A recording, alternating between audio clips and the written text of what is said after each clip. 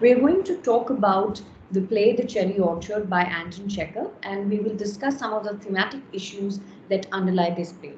Now, majorly, the critics' interpretation regarding the play had been, and how they have traditionally seen it, majorly all the critics, they regard this play as some sort of tragedy, but this was very much against Chekhov's own interpretation, who regarded this play and who wanted this play's performance to be more towards the comedy side, or he even regards the title of his play as The Cherry Orchard, a comedy. Now, Chekhov was even at loggerheads with one of the directors of Moscow Art Theatre because of this interpretation, and I'm talking of Stanislavski. Chekhov and Stanislavski both did not agree on the fact that the thematic interpretations of the play should move either towards tragedy or comedy. It was Chekhov who said that the play was to be interpreted in the manner of comedy, while Stanislavski and even other critics of later stages, they saw the play to be the one which certainly had the qualities of tragedy. Now, this is where these two, the author himself and the other critics or the other interpretators, they varied hugely and widely. And this is where Chekhov was even not very happy about the way this play was performed. So the Moscow Art Theatre and the Moscow productions, which were otherwise very fine and their performances had been very refined, this was a matter of great distress for Chekhov. It displeased Chekhov a lot, who was at that time suffering from hemorrhage, who was too ill to protest forcibly about the play's interpretation. So eventually, what became the first of the line of interpretation, what became the first of the line of melancholy productions that we see today or that we accept today without any question in England and US, is The Cherry Orchard being seen in tragedy. But in this lecture, we will focus on Chekhov's own interpretation, that is Chekhov's own central point, which is that of comedy. And other interpretation of the play, that is, it is to be seen as tragedy, we will focus that it is not just tragedy, or it is not to be seen primarily a tragic play at all. It is rather the tragedy of futility. And why is that the case? That the play never succeeded in achieving its own tragedy.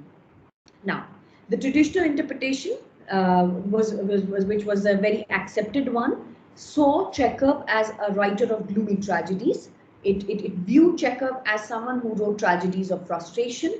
Rather, we are going to, through this lecture, see how this must be seen against the popular grain, and the subject of the play, that is, I'm talking of the Cherry Orchard, the subject of the play, which is about an aristocratic family who had to sell off their estate, who had to sell off their the older Cherry Orchard so that they can pay off the debts, they can get rid of their loans, and what they do is they end up selling it up to their own ex-serfs.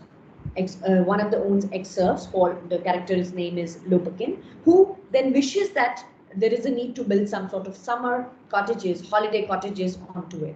Now, as Chekhov's own idea, if you read it on the screen, it's said that Chekhov's idea of drama can be formulated by understanding his perception about realism and its depiction in writing, so that when it gets translated onto stage, it must appear, and I quote from the text, not from the text, from the screen, the demand is made that the hero and the heroine of a play should be dramatically effective. But in life, people do not shoot themselves or fall in love or deliver themselves or do some sort of clever sayings every minute. They spend most of their time eating, drinking, running after women or men, or talking nonsense. It is therefore necessary that this should be shown onto the stage as well. A play ought to be written in which people should come and go and dine and talk of the weather or play cards, and not because the author wants it, but because that is what happens in real life too. So life on stage should be as it really is, and the people too should be as they are and not stilted otherwise. So if you can make it from Chekhov's own dramatic theory and his own kind of dramaturgy, it was quite clear that he was against the melodramatic tradition that has gone into the earlier stages of the drama, the Russian drama, and what he wanted to project onto the stage was a kind of drama which will take up issues that real people in real life do, right? So, and apart from this, the most convenient plot that was readily available with the playwrights of the 1900 dramatists were, of course, the passing of the era. 1861, we saw the emancipation of the serfs was passed on as part of the legislation, and as a result that became a hot topic, that became a quite a popular go-to kind of a topic for these dramatists to ultimately write down their own dramas. But the passing of an era, or the passing of the older order, or the final destruction of the old order, converting itself into a new, that used to be, it was true, that used to be quite a favorite subject for the sentimentalist sort of dramatists, and it would have been quite easy for Chekhov to have shown this so-called aristocratic nobility and integrity at the mercy of some of the bourgeois class, or at the mercy of an unscrupulous bourgeois class. But he did not write it in the complete tonality of the tragedy, and we're talking of the Cherry Orchard. He did not write the play in the complete tone of tragedy, and instead he wrote a comedy. So what we see is the play turns out not just a tragic drama of a sort, but more like a comedy, and in parts even a farce. Now, there is a question why Chekhov did not see the passing of the old order as tragic, or the passing of the old order to be seen in some nostalgic overtones, or having some element of nostalgia behind it. Because the reason is primarily because in emphasizing the social uselessness of the aristocratic family, he treats this subject matter, that is of one generation of aristocratic family, of one generation of gentry, passing into this new so-called modern democratic setup, or passing into a new modern classless sort of a societies, where clear defined hierarchies were now getting diminished, or these clear defined hierarchies were now getting fluid. So he wanted to treat this subject with not some sort of scorn, or some sort of hate, or some sort of upright condemnation, right? So he wanted this subject should be seen with some sort of a comic viewpoint. This is here where we find that Chekhov was never judgmental about his characters. He never wanted himself to be the judge, or the jury, or even the someone who was ready to pass on to the observations and judgment onto the character. He rather served these characters' dispositions onto the platter, and served it for the matters of the readers, for the spectators, for the audience, and of course for those who ever indulge in Chekhov's plays. So Chekhov sees in them these characters with no attachment, or any kind of love, or any sort of responsibility. Rather, he shows that their only emotion that was prevalent was a deep sense of sentiment. There was no sense of responsibility in these characters in the Cherry Orchard. There was absolutely no sense of love in these characters. The only sentiment that worked was, the only emotion that worked was that of having a sentiment. And this is not to disgrace any particular character, or to look at a particular character with scorn or with utter condemnation. Chekhov had a love for humanity. He approved this idea of the abolishment of the serfs. He was very much universal. He neither idolized serfs from where he came up, from his own position, nor he fawned upon the rich who eventually became his friends, right? When he earned quite well for himself. So what we see through Chekhov's own interpretation of the play is he has neither reserved any sort of sympathy for these characters, nor any sort of favors, or some sort of nostalgic likings for them. So the play has certainly some of the tragic overtones, but the point of view of the author, it is definitely comic, and it is as if he was trying to emphasize and introduce certain farcical incidences. And the play is full of such farcical incidences. For example, the clerk's working boots, the clumsiness of the clerk, the conjuring tricks of Ivanovna, the governess, who, at one occasion at the party, she ends up dressing like a man. She's jumping onto the ballroom, or Gaev's all the time engaged in his actions as if he's playing some sort of snooker or billiard. Or even the accident blow of that Varya stuck on the same man he loved, that is Lobkin. So Chekhov's purpose in writing the Cherry Orchard was to give a sort of criticism of life by showing how these characters deviated from the norm.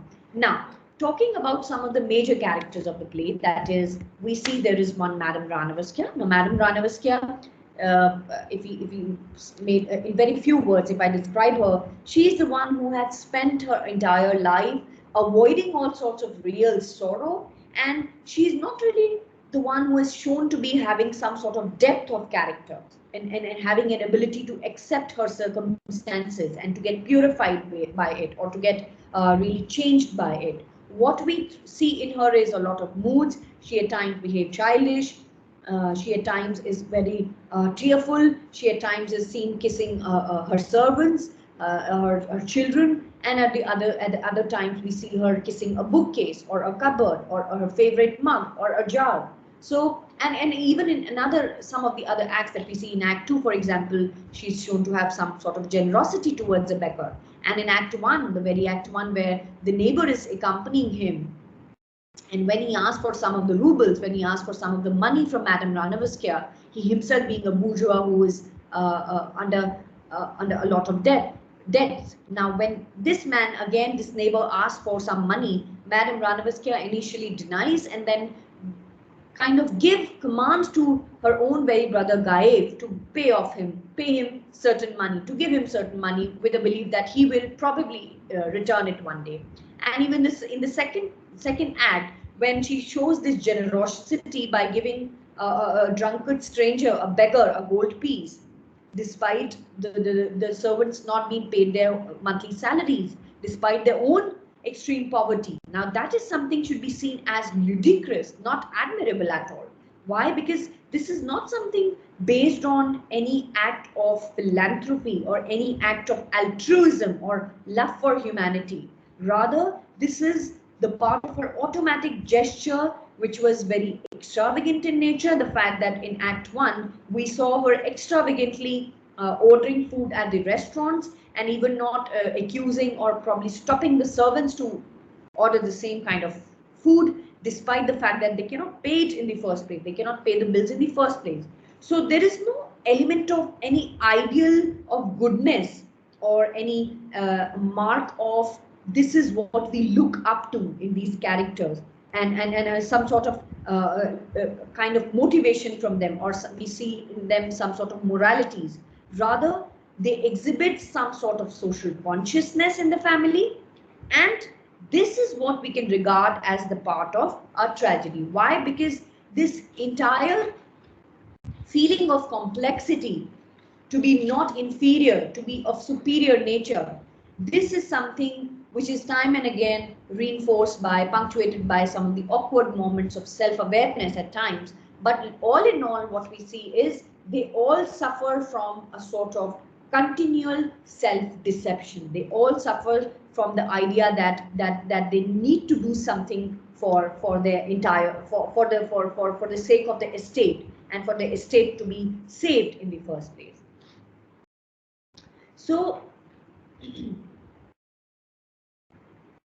as the second slide reads, Chekhov presents a true picture of life as it is, and to represent that inner world of emotion which exists under the mask of outward appearance. Now, this is very important, which exists under the mask of outward appearance. What appearances are we talking of? The appearances that these characters exhibited. They were not really tragic in themselves. It's not that they were very much aware of their situation inside out and they were taking actions of it.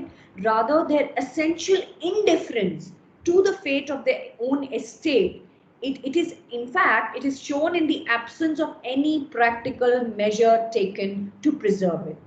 They might have in the play dramatized to have hated the idea of Lopakin. They might have made kind of protestations against Lopakin's idea of converting converting some part of the estate or the cherry orchard area into some sort of summer cottages.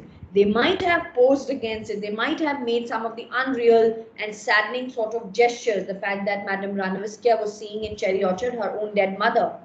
But all in all, what we see is their dilemma lied in their steadfast ability to refuse or to face the reality in the first place. So whatever their dramatizations have been, They were dramatizing, they were posing, they would, give us some of, at some places, they will protest against Lopukin's ideas and even first ideas. But in the end, they absolutely forfeit their claim to our sympathy in the fact that they do not end up taking any action. And their life, and why is that the case? Because they had been living a life of illusion.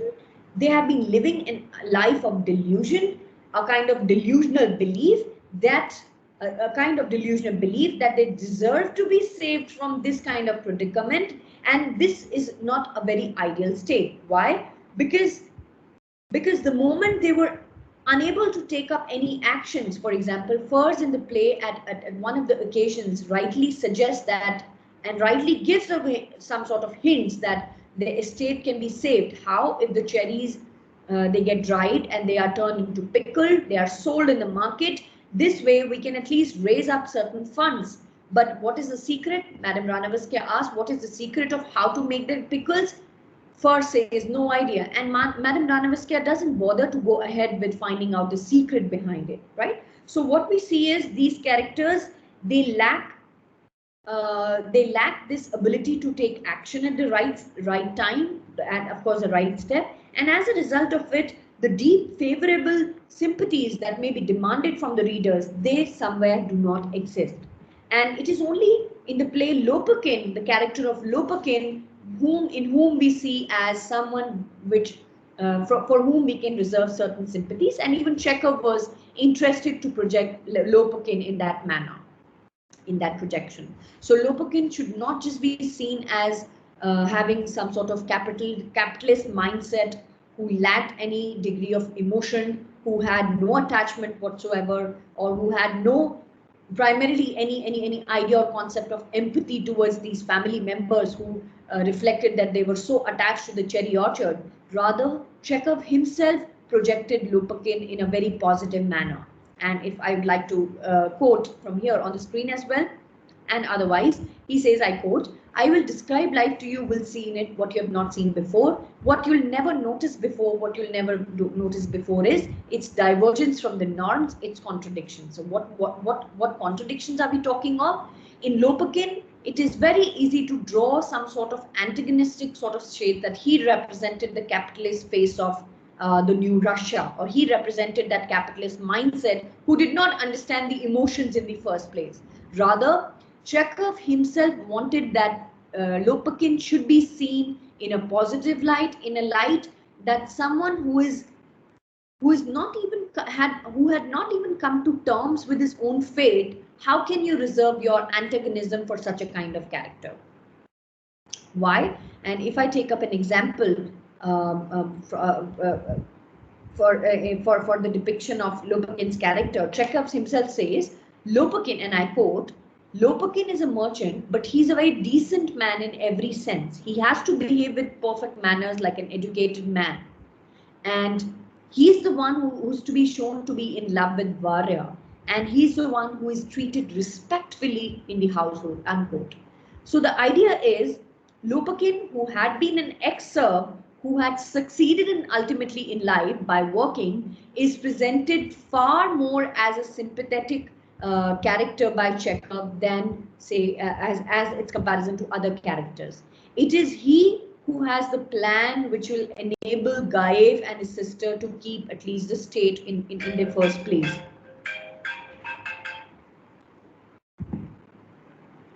It is he who even who even eventually buys it for Madame Ranavsky. But it should be remembered that he buys only when Gaev withdraws from his own auction. Gaev doesn't participate in the auction anymore, and to save the estate to be bought from an outsider, he decides to buy it at the end.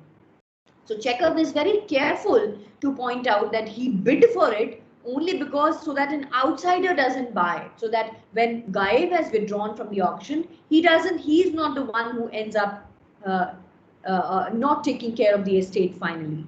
So in Lopukin, we see that he's the one who embodies in many ways Chekhov's own hopes for the future, as a very similar character we see in the play is Trofimov. Trofimov is someone whom we see as a representative of hope. Trofimov is someone whom we see that some sort of you act on it, you work, and you can move ahead. Someone who believes in the idea of working and moving ahead. Someone who believes in the decided action or decided ability or decided power of working hard and of course taking action. So taking action is again one part of tragic overtone that can be seen in Madame Ranavsky and Gaev's characters. The fact that they were unable to take the right action at the right time. Of course, it reflected some sort of their tragedy, but the play overall cannot be seen as a tragic drama. Now, now as the third slides read, these characters for the cherry orchard tree and the estate protest throughout the play, but it doesn't take any real action, and in the end, they have forfeited their claim to our sympathy. So in the end, what we find is that neither Lopakin's suggestion of making this estate as to be a commercial building is satisfactory to us, nor Firth's suggestion that these debts could have been paid off had we switched on to our older method by which we could have sold off the cherries and made them into pickles, and that's how we could have done it. But none of these kind of hints, none of these suggestions help us. Why? Because Chekhov was not ready to give us some sort of easy answers. Chekhov did not wanted that any easy solutions of the problem should be provided and served onto the plate. Why? Because this is not exactly what realism is all about. And in fact, reality itself, as Chekhov has stated earlier, reality is not just about achieving easy answers. Reality is not just about getting straightforward or clear-cut solutions from the problem. Reality is about sticking in that dilemma. Reality is about being in some sort of a quagmire and analyzing those, literally analyzing those walls of a quagmire to in a bid to break from it and to find some solutions. So it cannot be denied wholeheartedly that there are no occasional overtones of tragedy, or there are no occasional overtones of pathos and tragedies in the play. But all these contributed to the depth which Chekhov was trying to project as part of comedy.